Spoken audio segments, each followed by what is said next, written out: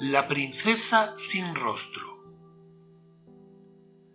Había una vez, hace mucho tiempo, un rey muy poderoso que tenía muchísimas riquezas y que gobernaba un reino tan extenso que su fin solo podía hallarse tras cabalgar en línea recta durante 30 días con sus 30 noches. Pero el destino quiso que fuese incapaz de engendrar un heredero varón y tuvo que conformarse con una hija como único descendiente, por lo que la joven se convirtió en la princesa más deseada de todos los reinos vecinos. Así que desde pequeña, para evitar que quien se casara con ella fuese por su fortuna en vez de por su amor, el rey ordenó cubrirle la cara con un velo para que nadie pudiera verla, y todo aquel que quisiera pedirla en matrimonio tendría antes que adivinar su rostro, bajo la única condición de que a quien no acertara a describirlo correctamente se le cortara la cabeza.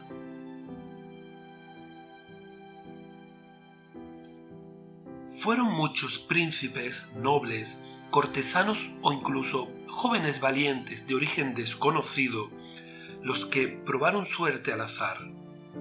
Otros consultaron sabios y adivinos para obtener alguna información sobre el misterioso rostro oculto de la princesa, pero todos murieron tras errar en el intento sin ni siquiera lograr acercarse un poco a la realidad.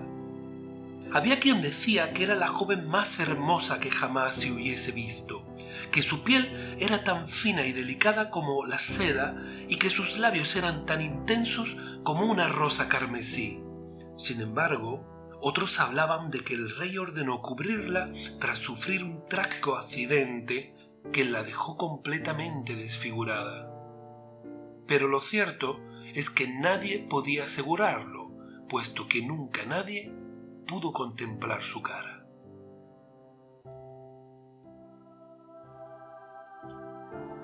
Todos los domingos, si hacía buen tiempo, acompañada por un séquito de nobles y doncellas, la princesa acostumbraba pasear por las calles de la ciudad, recorriendo las principales plazas y avenidas hasta llegar al mercado, donde era observada por cientos de ojos que la miraban con curiosidad, como si fuera algo exótico, salvo unos ojos de mirada penetrante que la seguían casi sin pestañear durante todo el tiempo que pasaba recorriendo los puestos de los mercaderes.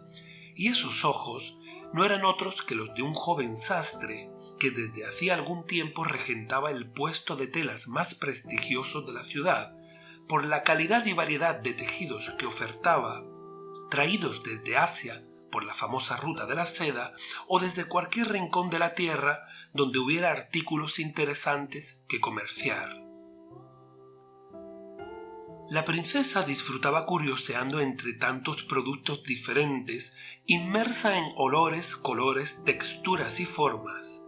Cada vez que encontraba algo que le gustaba, hacía una seña, y una doncella se encargaba de comprarlo al precio fijado por el vendedor, hasta que al llegar al puesto de telas, cuando examinaba el bordado brillante de unos paños, tuvo la impresión de quien se siente observada, y alzando la vista descubrió, al otro lado de los tejidos, a un joven vendedor que la miraba directamente a los ojos, como quien contempla a un ser divino. Tan absorto estaba en su adoración que la princesa no pudo más que sentirse atrapada por su mirada de enamorado, que la mantuvo ausente durante un instante, hasta que ambos se dieron cuenta del espectáculo que daban, pues alrededor se hizo el silencio, y bajaron la vista avergonzados sin saber qué decir. Luego, el joven sastre le acercó unas telas y le dijo mostrándoselas con los brazos extendidos: «Alteza, ¿os gustan?». La princesa las miró sorprendida, aunque en su rostro había algo más que sorpresa, y comprobó sus texturas. «Sí, son muy suaves», respondió con una sonrisa oculta tras el velo. «¿Me permitís haceros unos velos con ellas?», preguntó el sastre. «De acuerdo, pero que sea solo uno, pues solo tengo un rostro que cubrir», dijo la princesa dando su consentimiento mientras lo miraba fijamente a los ojos. Luego giró con elegancia y continuó su paseo acompañada por su séquito y con un nuevo brillo en la mirada.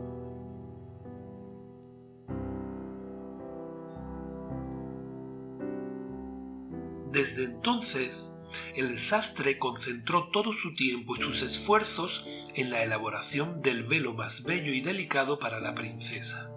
Y como pasaba el día ocupado en ello y por la noche no podía conciliar el sueño, atrapado en el turquesa de sus ojos, se vio obligado a cerrar el puesto del mercado, ya que no conseguía concentrarse en nada que no fuera ella. De manera que se encerró en su taller, del que sólo salía para comprar las perlas y piedras preciosas que engarzaría en su confección y para hacer algún recado inevitable que no pudiera retrasar más.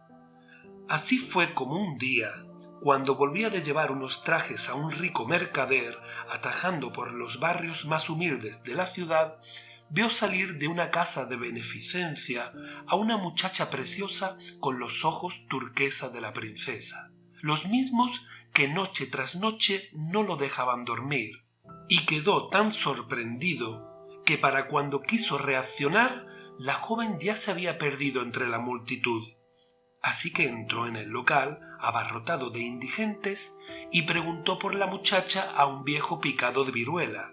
Este le informó que la joven se llamaba Consuelo y que solía venir un rato por las tardes para ayudar a los más necesitados.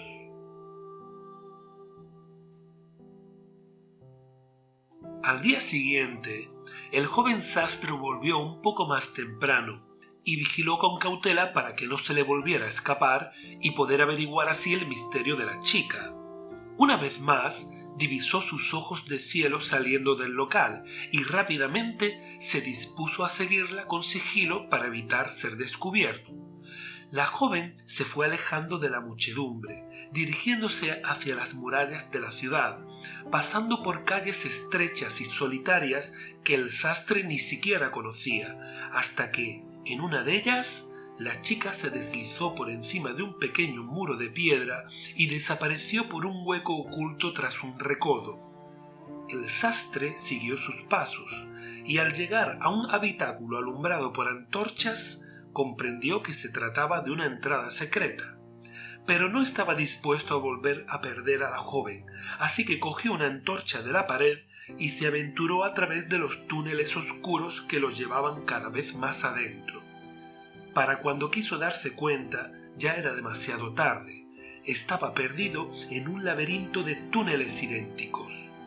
Tuvo la idea de hacer su abrigo jirones y dejar un trozo en la entrada de cada túnel, pero de nada sirvió. Siguió caminando en círculos mientras la antorcha se iba consumiendo hasta que no pudo más y, agotado, con frío y a oscuras, cayó sin fuerzas al suelo, esperando su final.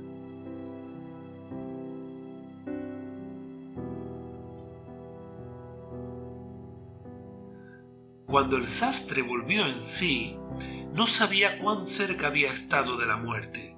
Al despertar, se encontró envuelto en mantas y rodeado de velas que iluminaban el pasadizo donde se encontraba. Junto a él había agua y algo de comida, y un poco más allá, brillando como estrellas en la oscuridad del túnel, unos ojos turquesa le observaban con bondad. El sastre comprendió en ese momento, bajo el velo de la penumbra, que cualquier rostro que tuviese esos ojos solo podía pertenecer a una única persona. «Gracias por salvarme la vida, Consuelo», dijo el sastre. «O debería llamaros princesa». La joven dio un paso al frente y entró en la zona iluminada por las velas, mostrando su rostro con timidez. «No tenéis por qué darlas, pues fue vuestro ingenio el que os salvó. Gracias a que dejasteis restos de ropa, supe que alguien había entrado y supuse que estaría perdido». «¿Cómo sabéis quién soy?», preguntó la princesa. El sastre le explicó que se enamoró de sus ojos la primera vez que la vio en el mercado, por lo que no pudo evitar seguirlos cuando los volvió a encontrar. Le preguntó sobre los túneles, hacia dónde conducían y cómo los conocía también. La princesa le contó que era un camino secreto que llevaba desde palacio a las afueras de la ciudad, que su abuelo los mandó construir como ruta de escape y que desde pequeña su padre jugaba allí con ella atándole un hilo de lino a la cintura para encontrarla si se perdía, hasta que aprendió de memoria cada pequeña imperfección con la que distinguir el camino del laberinto incluso a oscuras. El joven tenía tantas preguntas por hacer que al final la princesa se sentó a su lado y conversaron durante un largo rato en el que le reveló que todas las tardes se iba a su cuarto a descansar bajo la orden de no ser molestada, y era entonces cuando aprovechaba para escapar de su prisión. Le contó con tristeza que su padre no la amaba, pues no veía más allá de su ambición y que la despreciaba por haber nacido mujer. Desde pequeña, desde que ordenó cubrirle la cara, fue esclava de su codicia, hasta que descubrió que la condena de no poder mostrar su rostro la recompensaba con la libertad del anonimato, pudiendo ser durante un rato cada día un habitante más de su ciudad.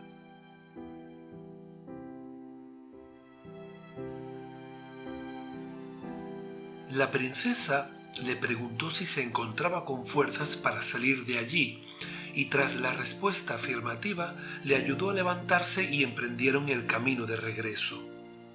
Caminaron despacio por los pasadizos y, cuando llegaron a la mitad del camino, la princesa advirtió de que pronto se apagaría la antorcha.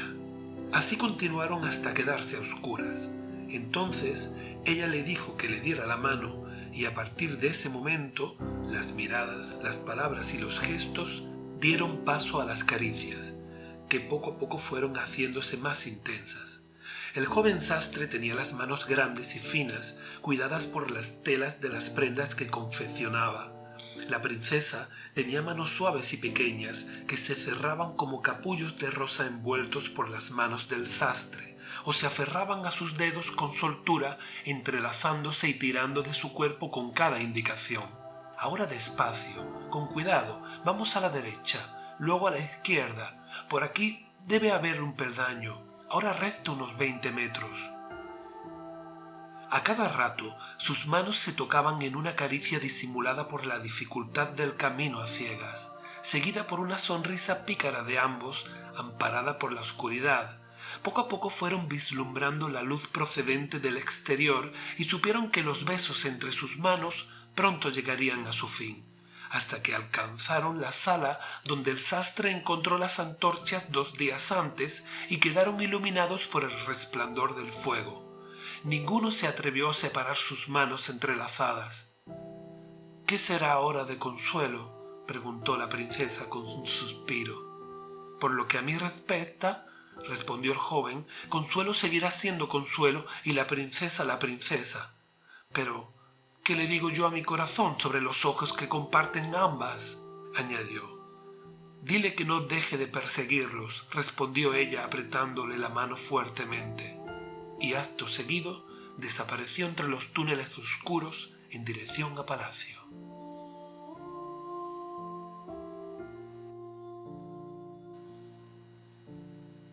A partir de entonces, y durante todo un mes, el joven sastre se encerró en su taller dispuesto a no salir hasta que no hubiese creado un velo tan hermoso como el rostro que habría de cubrir. Mientras tanto, hizo correr el rumor de que había partido de viaje a un lugar remoto en busca de una tela mágica, cuya singularidad radicaba en que se hacía invisible a los ojos de quienes la miraran con amor. Ese mes fue uno de los meses más lluviosos de los últimos años. La princesa pasó los domingos encerrada en su habitación observando la lluvia tras la ventana, lamentando no poder salir al mercado para encontrarse de nuevo con su enamorado, hasta que llegó el día en el que la lluvia por fin cesó y, muy feliz, fue a anunciar a su padre que saldría a pasear por la ciudad. Y cuál no sería su sorpresa cuando al entrar en la sala del rey encontró a su padre sentado en el trono y frente a él, de rodillas y vestido con sus mejores galas, portando un bello cofre de plata, el sastre que venía a pedir su mano.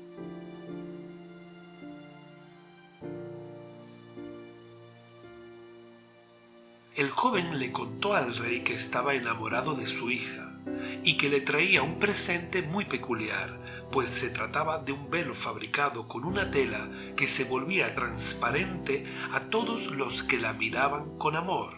Luego le entregó el cofre al rey, que al abrirlo pudo examinar con asombro la prenda más delicada, más hermosa y más brillante que sus viejos ojos pudieran contemplar jamás. El velo estaba hecho con las telas más suaves, cosido con hilos de seda, bordado en oro y, en sus extremos, había cientos de pequeños diamantes que le daban el brillo del sol. Aunque el rey ya había oído los rumores sobre las propiedades del velo, quiso comprobarlo por sí mismo y ordenó a su hija que se lo pusiera para que el sastre pudiera describir su rostro. La princesa se ocultó tras un biombo, se cambió el velo y su padre y su amado pudieron contemplar el brillo turquesa de sus ojos en las piedras preciosas de la prenda. Para ninguno de los dos se hizo invisible, pues solo se trataba de una argucia ideada por el joven para que el rey no sospechara y descubriera así las salidas sin velo de la princesa. El joven sastre empezó a describir largamente con todo tipo de detalles el rostro de la princesa, haciendo uso de sus recuerdos, reviviendo cuando la vio por primera vez saliendo de la casa de beneficencia o cuando le contó con tristeza en el laberinto que su padre no la quería, y llegó a describirla con tal exactitud que el rey quedó completamente convencido de las propiedades invisibles del velo, justificando su incapacidad de verla por el poco afecto que sentía por esa hija que debía haber nacido varón. Así que muy a pesar suyo no pudo más que dar por buena la descripción del rostro de su hija y felicitar a su futuro yerno. Poco tiempo después se casaron. La princesa dejó de llevar velo, y cuando alguien preguntaba al viejo rey sobre el efecto mágico del velo regalado por su yerno, el monarca explicaba con todo tipo de detalles que en el momento en que su hija se lo puso, su rostro se hizo completamente visible para él. Y colorín colorado, este cuento se ha acabado.